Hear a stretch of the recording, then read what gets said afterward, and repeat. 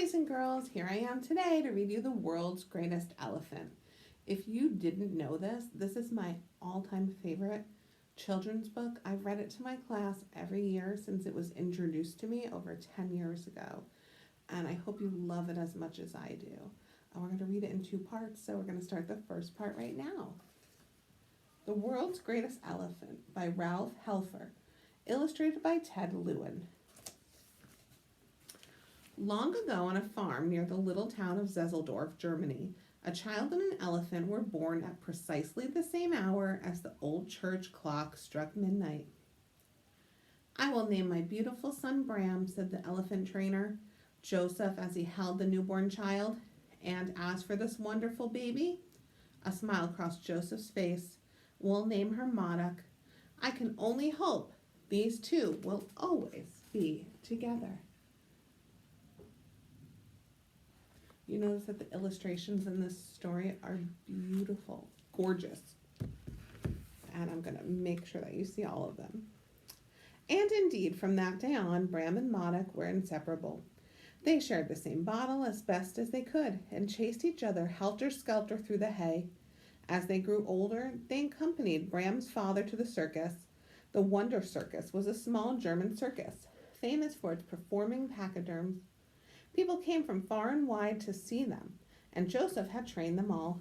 "Someday you will take my place," Joseph told little Bram, "and the whole world will applaud you and Modoc."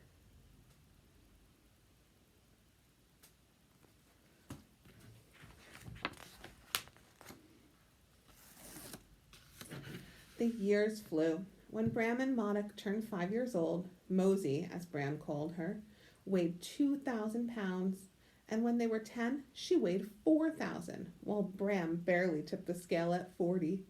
Mosey was the biggest elephant in the circus, bigger even than her mother, and soon Joseph put her and Bram into his act. The crowds went mad with excitement when Bram stood towering on top of Modoc's head.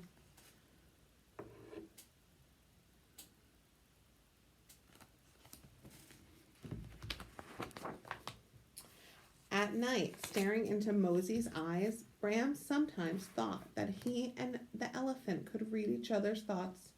"We'll never be separated," he promised his friend, "no matter what happens." You have to see this illustration.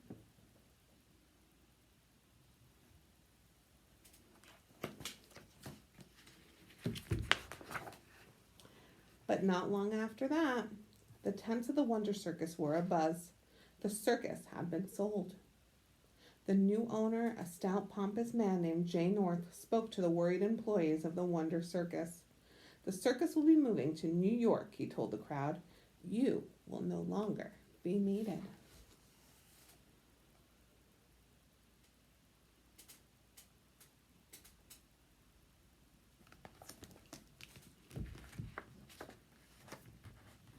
Bram went to the new owner the next day and begged Mr. North to keep him as Modoc's trainer, but Mr. North refused to listen. "That's a man's job. Can't have a kid like you trying to fill a man's shoes. Now get, or I'll call security." Bram was dismayed. His father was very ill now, and it was his last wish to see Mosey and Bram go to New York together. That night he told his father a white lie. Mr. North promised he would think about it, he said. Joseph died the next day and was buried in the old Grenchen Hill Cemetery. All the circus people went to pay their respects. The Calliope and its Papa music echoed down into the valley. Bram rode Modoc down to join them at the gravesite. With her trunk, Modoc gently lifted a wreath from around her neck and placed it on the grave.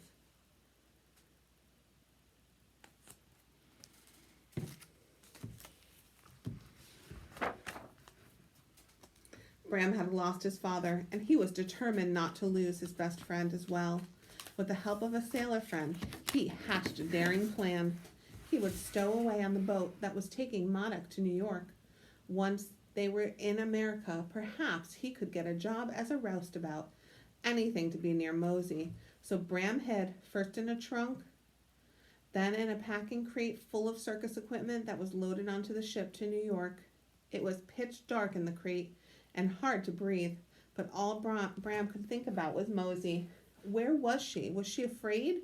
The two of them had never been apart for this long in their lives. At last, Bram's sailor friend Jimmy appeared. Jimmy helped Bram out of the crate, brought him some food, and guided him through the dark ship to the hold where the elephants were being kept.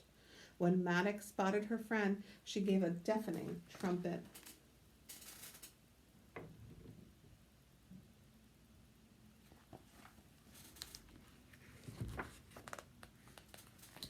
Bram stayed in the hold with the elephants for the next few weeks, sharing the fruits and vegetables brought to them and hiding in the hay whenever the keepers came by. Then one day, Bram noticed that it was difficult to stand up without holding on to something. Even the elephants were having a hard time keeping their feet.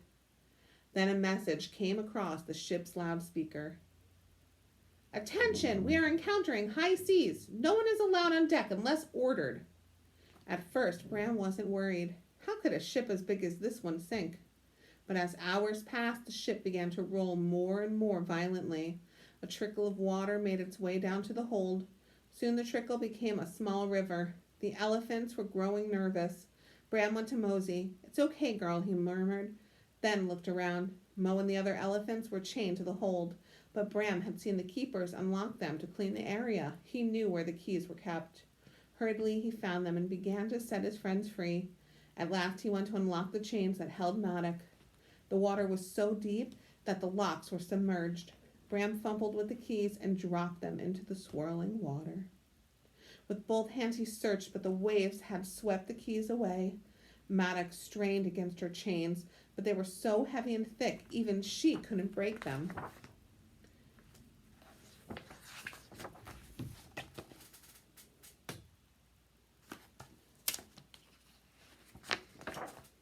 Just then, a heavy cannon that was being stored in the hold broke loose and rolled across the floor, smashing through the hull of the ship. The angry ocean rushed in, pulling everything in its grasp back out through the hole. Bram clung to Mosey and felt her pull with all her strength, and the chain snapped.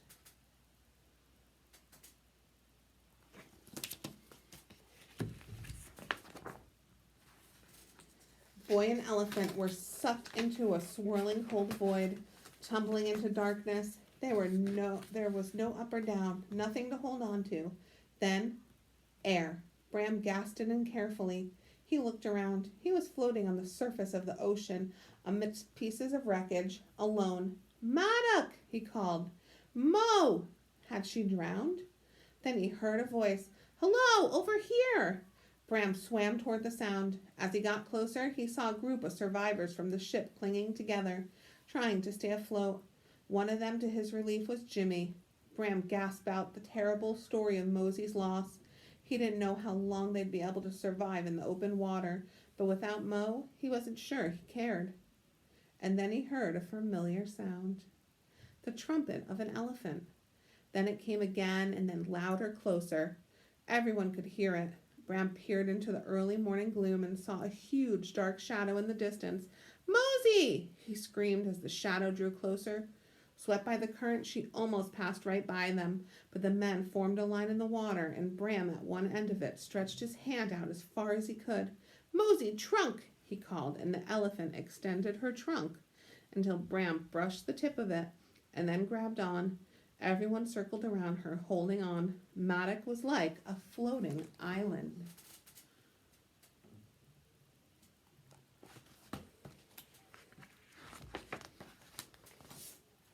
A floating island. For 2 days they floated. Elephants are great swimmers, and they can float for as long as they can keep their trunks above the water. The men made their shirts into ropes and laid them over Mosey's back, then tied themselves to the rope. They were thirsty and hungry and afraid, but determined to survive.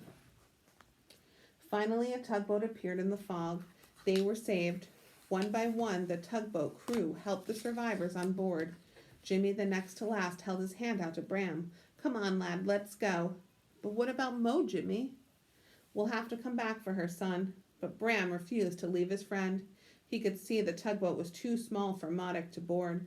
Jimmy turned to the ship's captain. "This elephant saved our lives. We have to help her." The captain shrugged. "We must go. A new storm is brewing." You go on, Jimmy, Bram called. No, Bram, no, cried Jimmy. Safe journey, Bram shouted as the tugboat started to move away. Bram and Maddock drifted into the fog and were gone.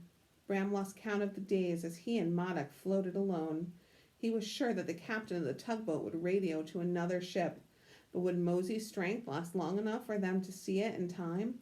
Her trunk began to sag beneath the water. Bram tried to hold it up so she could breathe, but it was too heavy. Holding tight to his friend, Bram whispered to her, Mosey girl, it's time to go. Don't be afraid. With her trunk firmly wrapped around his arm, they began to sink beneath the waves. Boys and girls, I'm going to stop there for today, but I can't wait to read you the rest of the story next time we meet. Thinking of you. See you soon.